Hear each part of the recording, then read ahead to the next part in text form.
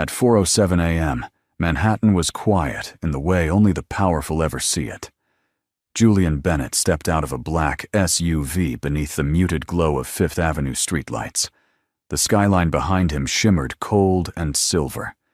His Mercedes had dropped him 2 blocks away. Habit. Privacy mattered when you had investors watching your every move. His collar still carried the faint trace of Lila Monroe's perfume. Expensive, sharp, dangerous. He rode the private elevator to the penthouse, adjusting the Rolex at his wrist, as if resetting time itself. He expected darkness, silence, the comfort of control. Instead, the lights were on. The marble kitchen island gleamed under soft, recessed lighting. And there, placed precisely in the center, sat a small, unmistakable Cartier box. His chest tightened. Julian walked toward it slowly. No shattered glass, no overturned furniture, no dramatic scene, just order. Too much order. Inside the red box lay Caroline's diamond earrings, the ones he gave her on their 10th anniversary at the Plaza Hotel, the pair she never removed, not even to sleep.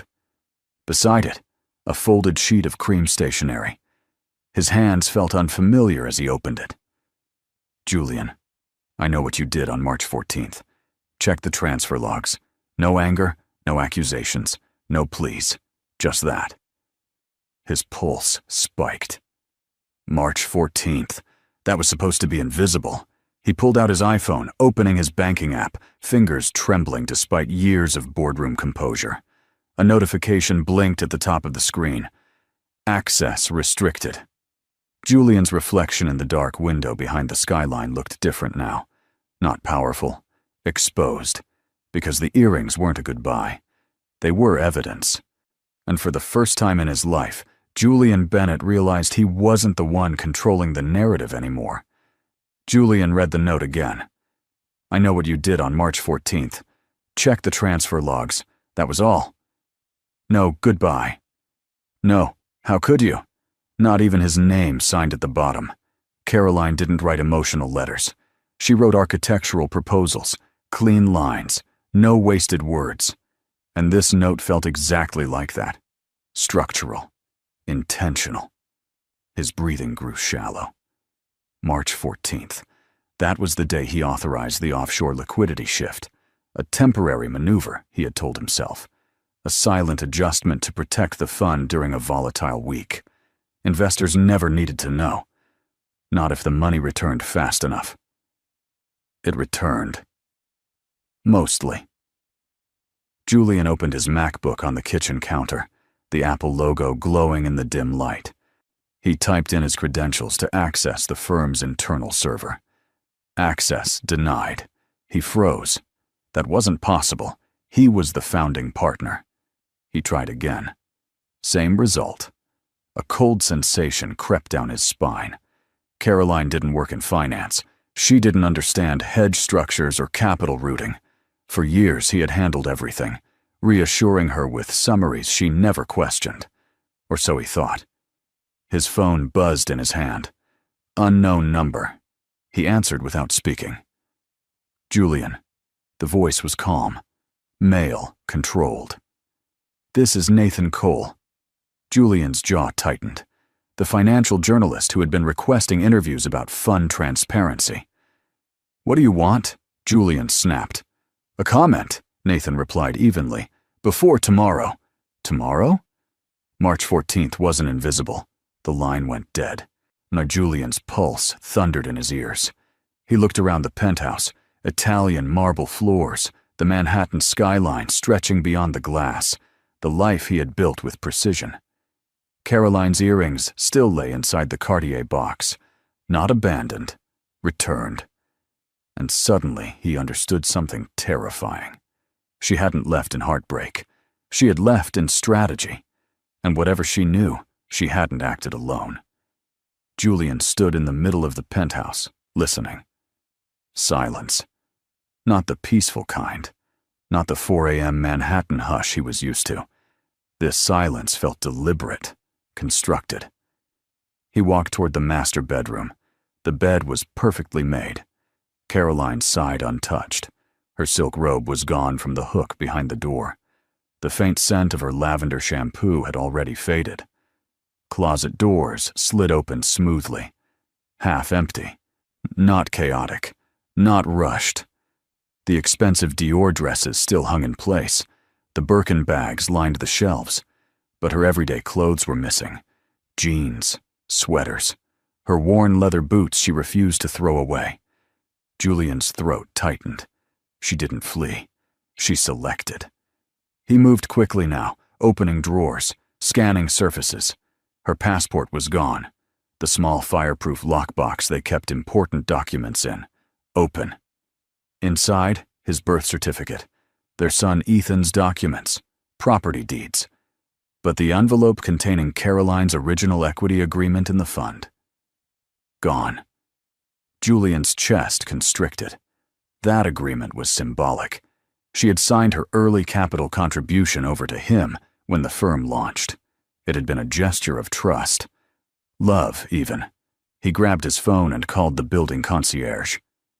"This is Mr. Bennett. When did my wife leave?" A pause. "Mrs. Bennett exited at 2:18 a.m., sir. 2 suitcases. She declined assistance." "Was she alone?" Another pause. Slightly longer. "Yes, sir." Julian ended the call, jaw tightening. Alone didn't mean unsupported. He opened the home security app on his iPhone. Camera feeds. Offline. Every interior camera showed a blank gray screen. System reset. 1:52 a.m. Julian stared at the timestamp. She had wiped the surveillance system before walking out. The woman he thought he understood. The woman he believed would cry, beg, accuse. Instead, she erased her digital footprints and took a legal document he assumed she never thought about again. And for the first time since building his empire on Park Avenue, Julian felt something unfamiliar. He wasn't being confronted. He was being outmaneuvered. There was a time before the penthouse, before Park Avenue, before Julian Bennett learned how to hide money behind polished numbers. Julian leaned back against the marble counter and closed his eyes. He saw her as she used to be. Caroline Hayes. Not Bennett. Not the quiet wife of a rising Wall Street star. Just Cara, the girl sketching blueprints in a Columbia University studio at 2 a.m. Graphite smudged across her fingers, hair tied in a messy knot. They met in a campus cafe near Morningside Heights. He had been ambitious, sharp, already talking about venture capital and leverage ratios. She had listened with interest, not awe. That was what drew him in. She challenged him. "You build numbers," she once told him, smiling over a paper cup of coffee. "I build spaces people actually live in." Back then, his suits were off the rack, so his watch wasn't a Rolex. It was a simple Citizen he'd had since college. They split rent in a cramped one-bedroom apartment in Brooklyn after graduation. The subway rattled beneath their windows at night, and Caroline never complained. When Julian pitched his first investment fund, it was Caroline who rewrote the presentation deck on her MacBook, who stayed up adjusting fonts and layouts, while he rehearsed lines in front of a mirror. When his first investor hesitated, she offered something he never asked for. Her inheritance. A modest amount left by her father.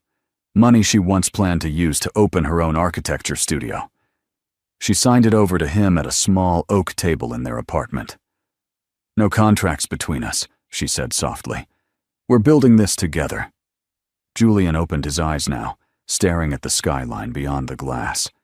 Somewhere between that oak table and this penthouse, he had started believing the success was his alone. Caroline hadn't screamed. She hadn't thrown anything.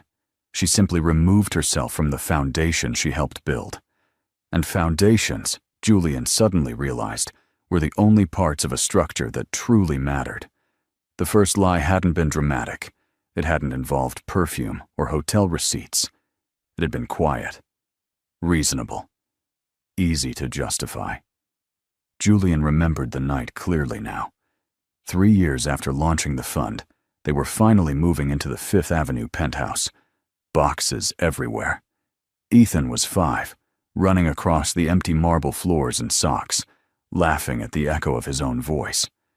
Caroline stood by the floor-to-ceiling windows, watching Central Park glow beneath the setting sun. "You made it," she had whispered, pride soft in her voice.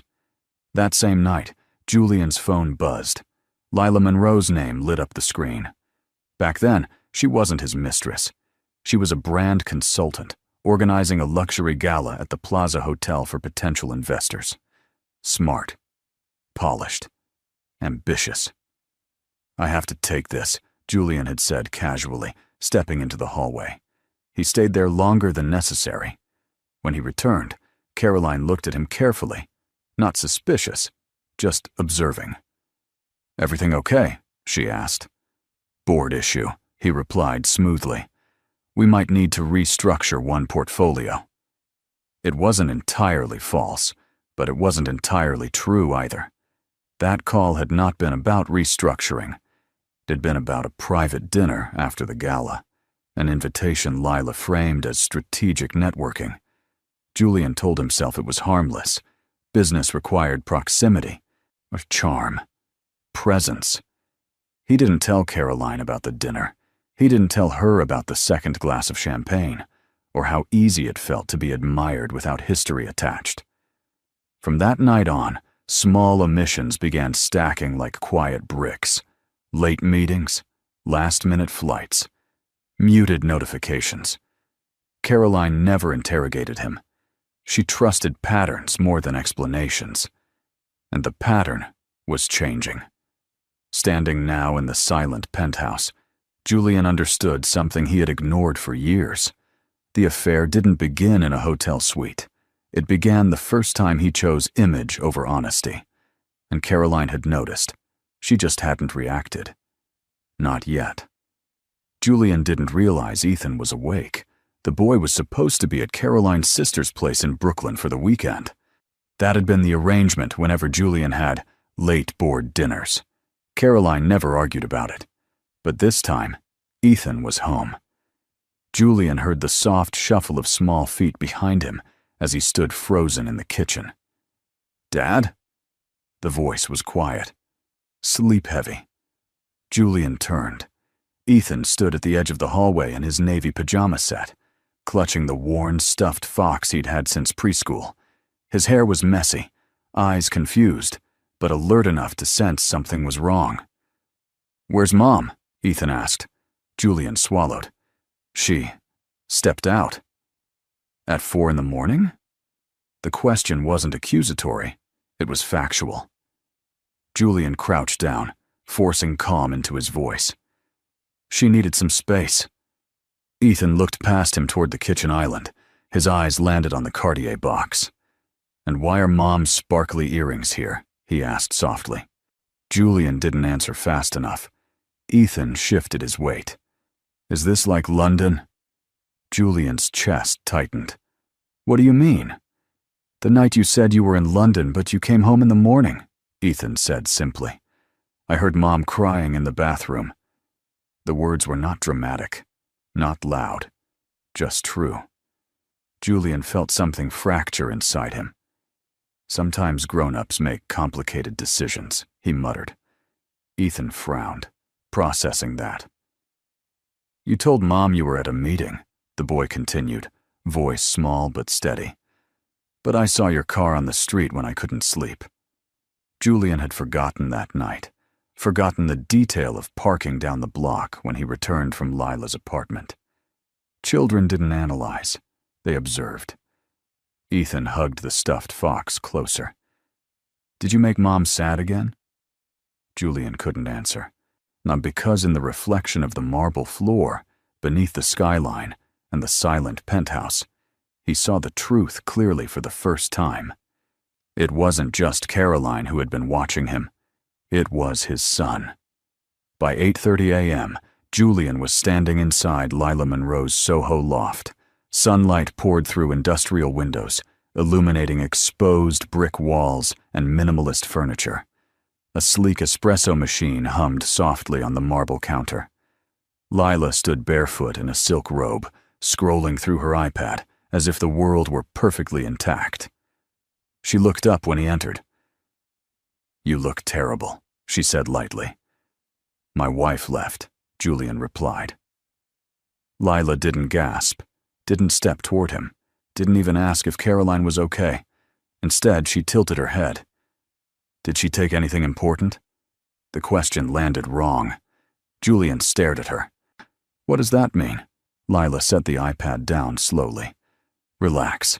Wives get dramatic when they feel replaced. She'll call you in a few days." "She wiped the security system," Julian snapped. "She took documents." That caught Lila's attention. "What documents?" "The original equity agreement. And something happened on March 14th. A pause. Then something flickered behind Lila's eyes. Not fear. Calculation. "You told me that transfer was clean," she said carefully. "It was," Julian shot back. "Temporary repositioning." Lila walked toward him, lowering her voice. "If she found offshore routing records, that's not a marital problem. That's a compliance problem." Julian's jaw tightened. She doesn't understand finance. Lila's expression shifted into something colder. "Oh, don't underestimate a woman who leaves her diamond earrings behind," she said quietly. "That's not heartbreak. That's a message." Julian felt the ground shifting beneath him. "Did you tell anyone?" she continued. "No." Lila folded her arms. "Then control it. Freeze accounts if you need to. Call your legal team. Spin the narrative before someone else does." Her tone wasn't emotional. It was strategic. Julian looked at her differently now. Not as comfort. Not as escape. But as someone already calculating her own survival. And for the first time, he wondered whether the woman he betrayed his wife for might be preparing to betray him next. Caroline Bennett was not hiding. She was recalculating. 2 miles from the Fifth Avenue penthouse, across the quiet curve of the Brooklyn Bridge, she sat inside a modest short-term rental in Brooklyn Heights. The apartment was clean, but unremarkable. White walls, narrow windows, the muted hum of early traffic below. No marble floors, no skyline view, just clarity. Her MacBook Air rested open on the small wooden table. Beside it, a Kindle, displaying a highlighted passage from the 48 Laws of Power. Never reveal the full extent of your intentions. She had underlined that weeks ago. Caroline wasn't impulsive. She had been gathering fragments for months. Subtle inconsistencies in fund reports, minor discrepancies in Julian's explanations, the offshore routing notation that appeared briefly on a shared financial summary before disappearing the next day. She hadn't confronted him. She documented. At 1:52 a.m., she had reset the penthouse security system. At 2:03 a.m., she transferred digital copies of the original equity agreement and archived transaction logs to encrypted cloud storage. At 2:18 a.m., she walked out with 2 suitcases. Nothing more. Her phone buzzed. Unknown number. She answered calmly. "Caroline," the voice said. "Nathan Cole." She didn't sound surprised. "You saw it?" "Yes." "And, a pause. "The March 14th transfer wasn't temporary positioning," Nathan replied. "It was concealed leverage." Caroline looked out the window at the quiet Brooklyn street. "I never wanted his empire," she said softly. "I just wanted honesty." "You're about to get more than that," Nathan answered. "Are you prepared for what happens next?" Caroline closed her eyes briefly. She thought of Ethan's small hand in hers. The night she heard him wake when Julian came home too late. The silence she endured so her son wouldn't grow up in chaos. "I'm prepared," she said, "because this wasn't revenge. It was correction." And for the first time in years, Caroline Bennett felt something steadier than heartbreak. She felt control. By Monday morning, the Park Avenue office tower felt different. Julian noticed it the moment he stepped out of the elevator. The usual rhythm of keyboards and quiet phone calls seemed slightly offbeat.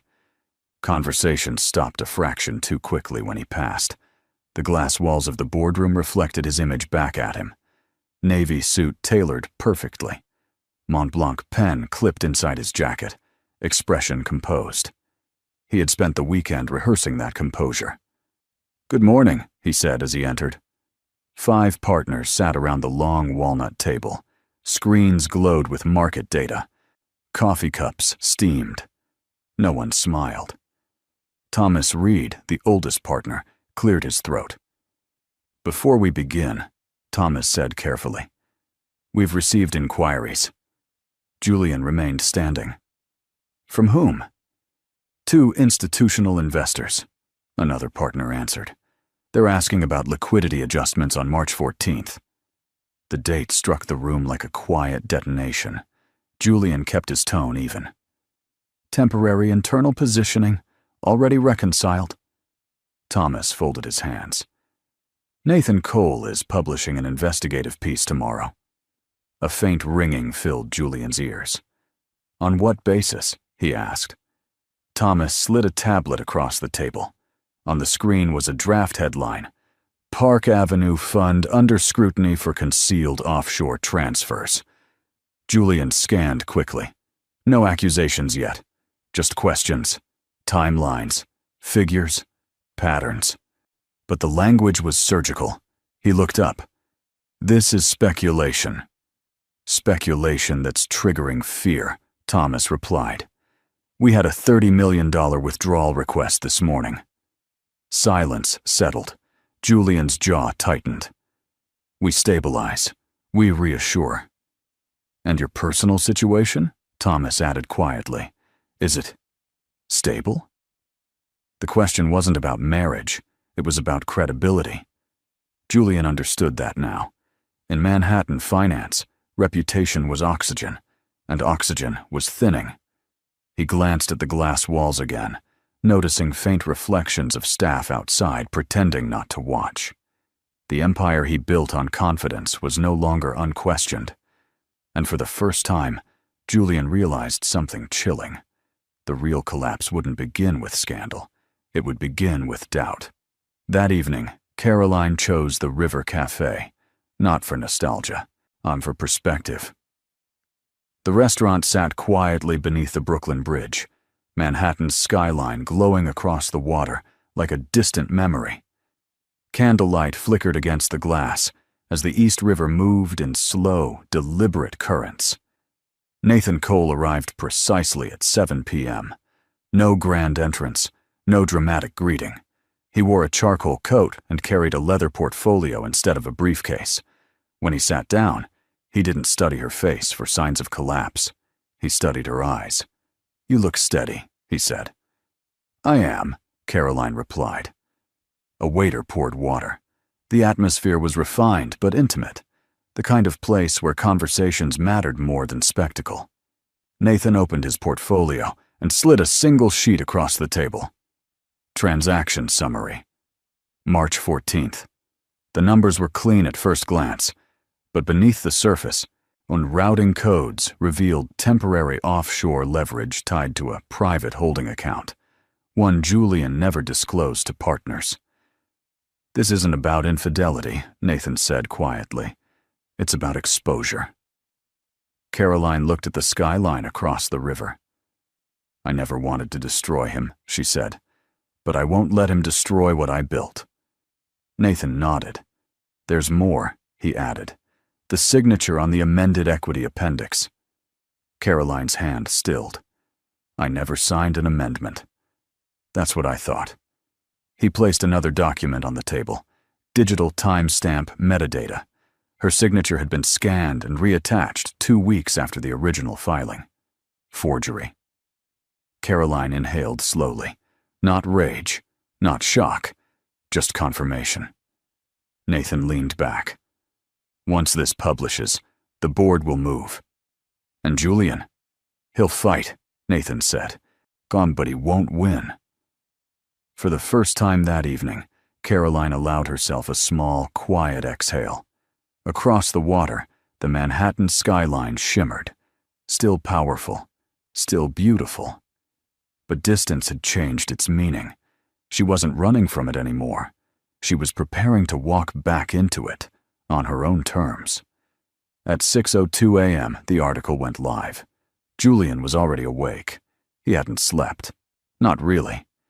He sat in the penthouse office overlooking Central Park, laptop open, Bloomberg ticker scrolling across the muted television. The skyline looked indifferent to his anxiety. His phone buzzed, message after message. Board members, analysts, a private equity rival pretending to be concerned. Then he saw it. Nathan Cole's headline. Park Avenue Fund faces scrutiny over undisclosed offshore leverage. The word fraud was not used. It didn't have to be. The article was clinical, precise. It referenced March 14th in detail, citing timestamp inconsistencies and an amended equity appendix bearing questionable authentication metadata. Julian's name wasn't accused.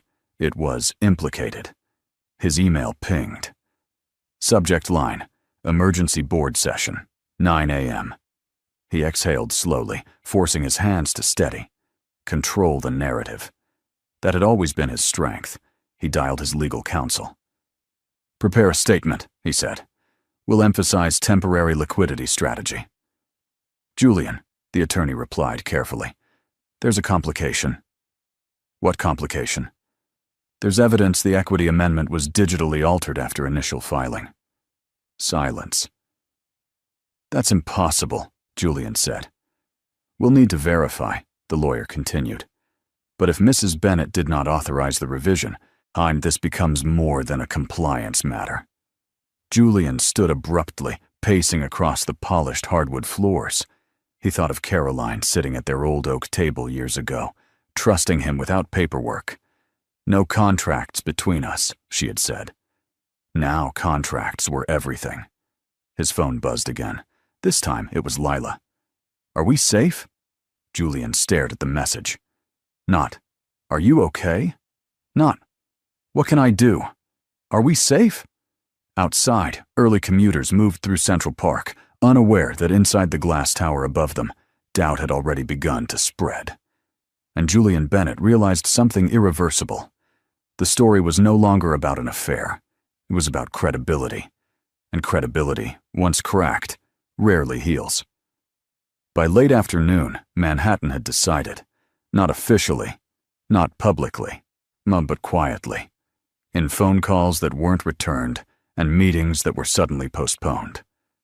Julian stood inside his corner office on Park Avenue, staring at the muted CNBC panel replaying Nathan Cole's article. No dramatic language, no accusations, just analysis layered with subtle precision. His assistant knocked softly. Mr. Bennett, Miss Monroe is here. Julian hesitated, then nodded. Lila entered without her usual polished confidence. She wore a tailored ivory suit, Cartier bracelet glinting under the overhead lights. But her expression was different, guarded. You didn't tell me the appendix was altered, she said immediately. Julian stiffened. It wasn't altered. It was reformatted. Don't insult me, she replied quietly. Nathan cited metadata. Julian walked behind his desk, reclaiming physical authority. This is a temporary storm. Lila didn't sit. My name is linked to 2 gala donations tied to that March 14th transfer, she continued. If regulators dig, I get dragged. Julian's voice hardened. You benefited from proximity. That works both ways. For a moment, something flickered in her eyes. Not fear. Disillusionment. I thought you were careful, she said. That's why I trusted you. Trusted. The word felt almost ironic. Lila reached into her handbag and placed her phone on his desk. I've already forwarded certain email threads to my attorney, she said evenly. If I'm questioned, I cooperate. Julian stared at her. You'd turn on me? I'd protect myself. The silence between them stretched thin. Outside the glass walls, staff members moved quickly, avoiding eye contact. Lila adjusted her bracelet and stepped back. You should have ended your marriage before risking your empire, she said softly. Now you might lose both. She walked out without waiting for a response. And for the first time, Julian understood the true cost of transactional loyalty. When power shifts, alliances dissolve. And he was no longer the strongest player in the room. Julian didn't expect to see Ethan at the penthouse that afternoon. Caroline had allowed him a brief visit, supervised, scheduled, structured. Even that detail unsettled him. Their marriage had dissolved into calendar entries. Ethan sat at the long marble island, swinging his legs slightly, sketching on a sheet of paper with colored pencils. The skyline behind him looked distant and cold. Julian loosened his tie. "Hey, buddy," he said, forcing warmth into his voice. Ethan looked up, offering a small smile. It wasn't the wide grin he used to wear when Julian came home early from work. It was careful. "Hi, Dad." They sat in silence for a moment. Julian reached for the drawing. It was simple. 3 stick figures standing in Central Park, a sun in the corner, a dog they didn't own. "Is that us?" Julian asked. Ethan nodded. "From last spring." Before everything cracked, Julian cleared his throat. "Mom says we're just figuring things out." Ethan's pencil paused midair. "Did you lie to Mom?" he asked quietly. The question wasn't loud. It wasn't angry. It was steady. Julian felt his chest tighten. "Grown-ups make mistakes," he replied carefully. Ethan studied him with unsettling clarity. "You said you were in London," he continued, "but you were in New York. I saw your car." Julian's breath caught. "And I heard Mom crying in the bathroom that night," Ethan added. "She tried to turn the shower on so I wouldn't hear." The penthouse felt smaller. The marble, the glass, the carefully curated art. None of it shielded him from that memory. Julian crouched down so they were eye level. "I never wanted to hurt her," he said softly. Ethan's eyes didn't waver. "Then why did you?" There was no answer that could pass through a child's filter of honesty. No legal strategy. No financial explanation. Just a simple truth Julian had avoided. He chose himself, and in doing so, he chose against them. Ethan picked up his drawing again. "When Mom is sad," he said quietly, "she doesn't yell. She just gets quiet." Julian swallowed hard, because silence, he was learning, was far more powerful than anger, and Caroline's silence was already reshaping everything. The first withdrawal hit at 10:17 a.m., $30 million. Julian watched the notification appear on the internal dashboard from his office on Park Avenue. The number glowed red against the clean white interface. Controlled, understated, catastrophic. He didn't react immediately. He couldn't. "Temporary panic," he muttered to himself. "It'll stabilize." But within an hour, 2 more requests followed. 8 million, 12 million. Not small investors. Not nervous amateurs. Institutional money. The kind that moved only when trust fractured. His phone rang. Thomas Reed again. "We need to discuss contingency planning," Thomas said without preamble. "There is no contingency," Julian replied tightly. "We reassure. We double down." Thomas exhaled slowly. "Julian, but this isn't about reassurance. It's about exposure." Another pause. "And the board has voted to temporarily suspend you from executive decision-making authority until compliance reviews are complete." The words landed harder than any headline. "You can't suspend a founding partner," Julian said. "We just did." The line went dead. Julian stood motionless in the center of his office. Outside the glass walls, employees avoided eye contact. Conversations were muted, deliberate. The energy had shifted from confidence to calculation. He glanced down at his wrist. The Rolex felt heavier now.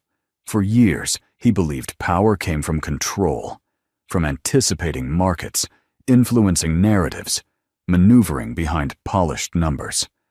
But control depended on perception, and perception was collapsing. His phone buzzed again. A notification from his bank. Personal credit line under review.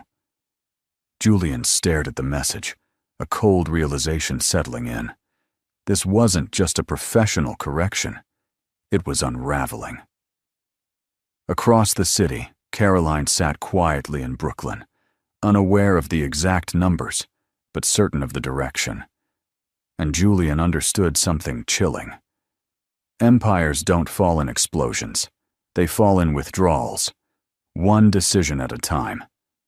3 weeks after the article dropped, the Plaza Hotel hosted its annual philanthropic gala. Julian wasn't invited.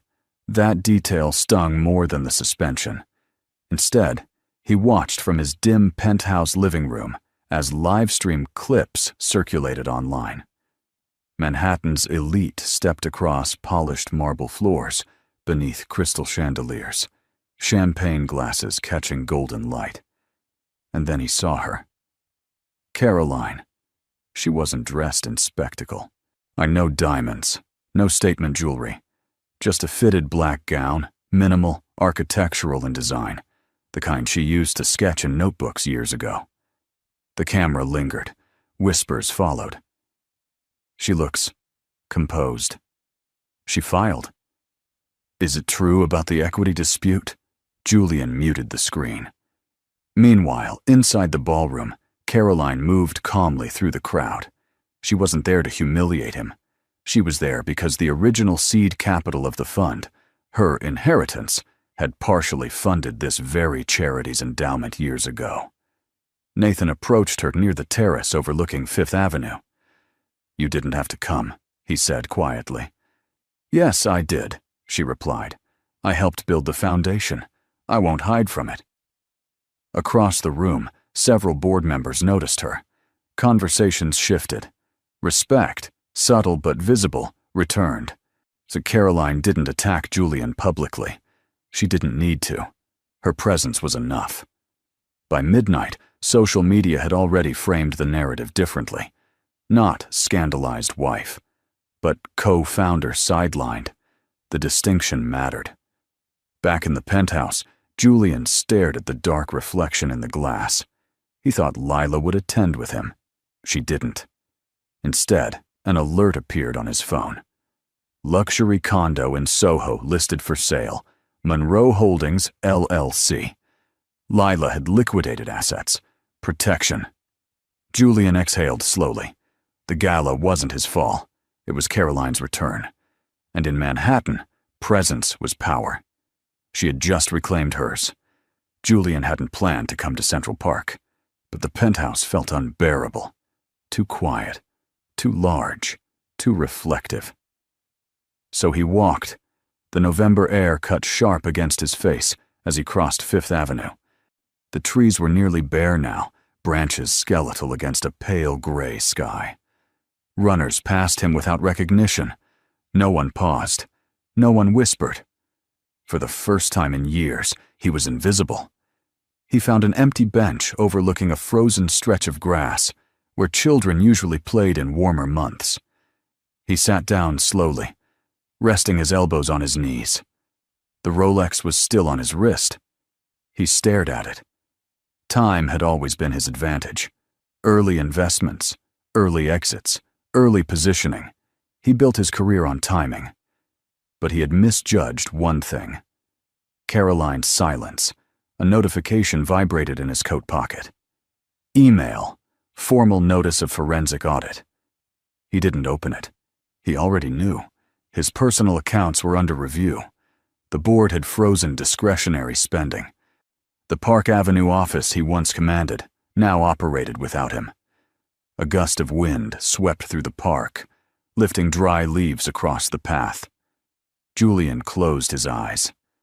He thought about the first apartment in Brooklyn, the subway rumbling beneath their window. Caroline laughing when they burned pasta because they couldn't afford takeout. Back then, he had nothing. But he wasn't alone. Now he had the penthouse, and no one inside it waiting. His phone buzzed again. Message from Caroline. Ethan has a school recital Friday, 6 p.m. You're welcome to attend. No anger, no blame, Just information. Julian swallowed hard. She wasn't erasing him from Ethan's life. She was redefining his role in it. The wind quieted. Around him, Central Park moved forward as it always had, indifferent to power shifts and financial collapses. So Julian leaned back against the cold bench. For years, he had chased expansion, bigger offices, larger portfolios, louder applause. Now, sitting alone beneath winter trees, he understood something painfully simple. He hadn't lost everything, but he had lost what mattered most. Caroline didn't return to Fifth Avenue. She returned to herself. 6 weeks after she left the penthouse, a small brass plaque was mounted beside a renovated brownstone office in Brooklyn Heights. C. Hayes Studio. Not Bennett, not co-founder's wife, just her name. Inside, sunlight filtered through tall windows onto drafting tables and neatly arranged fabric samples. Her MacBook Air sat open beside architectural renderings for a boutique hotel renovation in Dumbo. The project wasn't massive. It wasn't Park Avenue prestige. It was hers. Nathan stood near the doorway, observing quietly. "You could have asked for half the firm publicly," he said. Caroline adjusted a set of blueprints. "I asked for what was mine." And she had received it. The forensic audit confirmed the amended equity appendix had been digitally altered. The board moved swiftly, not out of loyalty to her, but to protect the firm. Julian was permanently removed from executive control. Her original capital contribution, with accrued value, was restored under a settlement agreement. Not dramatic, not explosive, just documented truth. Caroline turned toward the window overlooking the Brooklyn skyline. Manhattan still shimmered across the river, but it no longer defined her success. Her phone buzzed. A message from Ethan's school. Recital reminder. Friday, 6 p.m. She smiled softly. Work mattered. Reputation mattered. But presence mattered more. Nathan stepped closer. "You don't look relieved," he observed. "I'm not relieved," she replied. "I'm rebuilt." Outside, a delivery driver set down an Amazon box at the front door. Samples for a client presentation. Ordinary. Grounded. Real. Caroline exhaled slowly. She had been underestimated because she was quiet, because she didn't fight loudly. But correction doesn't require chaos. It requires patience. Her name gleamed subtly on the brass plaque outside. Not attached to scandal, not attached to collapse, attached to ownership. And for the first time in years, Caroline Hayes was building something that no one could manipulate, because this time, the foundation was hers alone. The settlement conference took place in a quiet midtown law office overlooking Madison Avenue.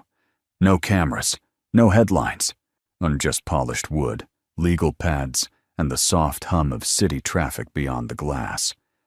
Julian arrived first. He no longer wore the Rolex. The Montblanc pen was gone from his pocket. His suit was still expensive, but it hung differently now. Less armor, more fabric. Caroline entered 10 minutes later with her attorney. She did not look at him immediately. The documents were already arranged neatly on the conference table. Asset division, equity restoration, custody structure, a formal acknowledgement of the altered appendix, phrased carefully to avoid criminal escalation, but clear enough to protect her permanently. Julian read each page in silence. No arguments left. No leverage. The forensic audit had done what Caroline never had to. It exposed the manipulation without spectacle. He picked up the pen provided by the firm. Generic, a disposable, and signed. The sound of ink on paper felt heavier than any market crash. Caroline signed next. Her signature was steady, not shaking, not rushed. When it was finished, the attorneys exchanged copies. Chairs shifted. Briefcases clicked shut. Julian finally looked at her. "You could have destroyed me publicly," he said quietly. Caroline met his gaze. "I didn't need to." There was no triumph in her expression, just clarity. Ethan's custody agreement was balanced, structured, protective. No child pulled into scandal. Julian nodded once. I never meant for it to go that far. It went that far the first time you chose silence, she replied. The meeting ended without drama. Outside, Manhattan moved as it always did. Taxis honking, people rushing, skyscrapers reflecting late afternoon light. But inside that office, when something irreversible had closed, Julian walked away diminished. Caroline walked away restored. Not because she won, but because she no longer needed to fight. Justice, in the end, hadn't been loud. It had been precise. Julian stood outside the Brooklyn brownstone just after sunset. The brass plaque beside the door caught the fading light. C. Hayes Studio. He read it twice, not Bennett. The simplicity of it unsettled him more than any legal document had. He had texted earlier. Can we talk? Caroline's reply had been brief. 10 minutes. The door opened before he could knock again. She stood there in a charcoal sweater and dark jeans, sleeves pushed up slightly, a pencil tucked behind her ear. No diamonds, no performance, just calm. He stepped inside. The office smelled faintly of fresh paint and brewed coffee. Drafting tables lined one wall. Fabric samples lay arranged with intention. It wasn't grand. It was real. I won't take long, Julian said. I know, she replied. They stood facing each other beneath warm, recessed lights. I'm sorry, he began. Not polished, not rehearsed. For the lies, for the manipulation, for choosing ego over us. Caroline listened without interruption. I thought I was protecting what we built, he continued, but I was protecting myself. Silence filled the space between them, not hostile, not heavy, just honest. You didn't lose everything, Caroline said quietly. You lost the version of yourself that had integrity. The words landed without cruelty. I never stopped loving you, Julian admitted. I know, she replied, but love without respect becomes erosion. He nodded slowly. I don't expect you to come back, he said. You shouldn't, she answered gently. A car passed outside. The city moved forward. Julian glanced around the studio, at her name, her work, the life she rebuilt without spectacle. You look lighter, he observed. I am. There was no dramatic goodbye, no door slammed. When Julian stepped back onto the sidewalk, the evening air felt colder than before. But inside the brownstone, Caroline closed the door softly, not to shut him out, but to protect what she had finally reclaimed. And for the first time, Julian understood the difference between losing a person and losing their trust. Spring arrived quietly in Central Park. The trees that had stood skeletal through winter were now brushed with soft green. Children ran across open grass, and street musicians filled the air with light jazz that drifted toward Fifth Avenue. Caroline sat on a park bench beside Ethan, watching him rehearse lines for his school play. His voice was animated, confident, untouched by the turbulence adults had navigated around him. Mom, did I say it right? He asked.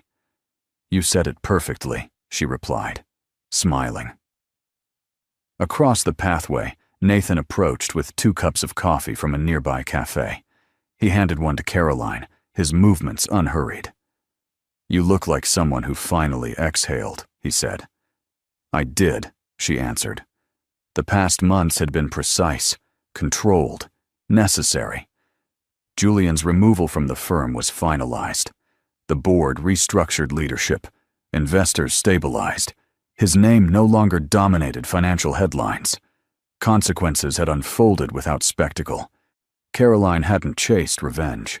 She had chosen correction. Nathan sat beside her, watching Ethan perform an exaggerated bow at the end of his imaginary stage. You rebuilt quickly, he said quietly. I rebuilt honestly, she replied. There was a difference. The diamond earrings still rested in a small velvet box inside her studio drawer. She hadn't sold them. She hadn't worn them. That chapter no longer required display. Nathan reached into his coat pocket, but instead of a ring box, he pulled out a folded sheet of architectural paper. "I don't have a dramatic speech," he admitted, "but I'd like to build something with you. Slowly. Intentionally." Caroline looked at him, steady, thoughtful. "Partnership?" she asked. "In every sense." Ethan ran toward them, laughing, unaware of the quiet shift happening on the bench. Caroline didn't answer immediately. She looked at her son, at the skyline, at the life she reclaimed. Then she nodded, not because she needed saving, but because she was no longer afraid of building again. And this time, the foundation was chosen, not assumed. And so, the story closes here. My wonderful friends, if you're still here at this moment, I believe something in this journey touched your heart in a quiet, personal way. Maybe it wasn't the scandal. Maybe it wasn't the downfall. Maybe it was the silence, the dignity, the strength it takes to walk away without screaming. Caroline's story reminds us of something deeply human. Power built on ego eventually collapses, but integrity rebuilds itself from the inside out. In a world that often rewards noise and dominance, she chose something different. Self-respect. As Marcus Aurelius wrote in Meditations, you have power over your mind, not outside events. Realize this, and you will find strength. Caroline didn't control Julian's choices. She controlled her response. There's also a quiet truth here about selfishness. When we choose ourselves at the expense of others, we may win temporarily, but we lose what truly matters. Real success isn't dominance. It's alignment between who we are in private and who we present in public. If you've ever stayed silent to protect your peace, if you've ever rebuilt quietly after betrayal, this story was for you. And if it resonated, don't leave without letting us know. Like this video, share it with someone who needs strength tonight, and subscribe, because sometimes the most powerful stories are the ones that help us heal. This story is a fictional dramatic narrative created for entertainment and inspirational purposes only. All characters, events, financial situations, and legal developments portrayed in this content are imagined and not intended to represent any real individuals, companies, or ongoing investigations. While the storyline explores themes such as marital conflict, financial misconduct, and personal growth, it does not make factual claims about real organizations or public figures. Any references to locations like Manhattan or well-known establishments are used purely as part of the storytelling setting. The legal and financial elements described are simplified for narrative flow and should not be interpreted as professional advice.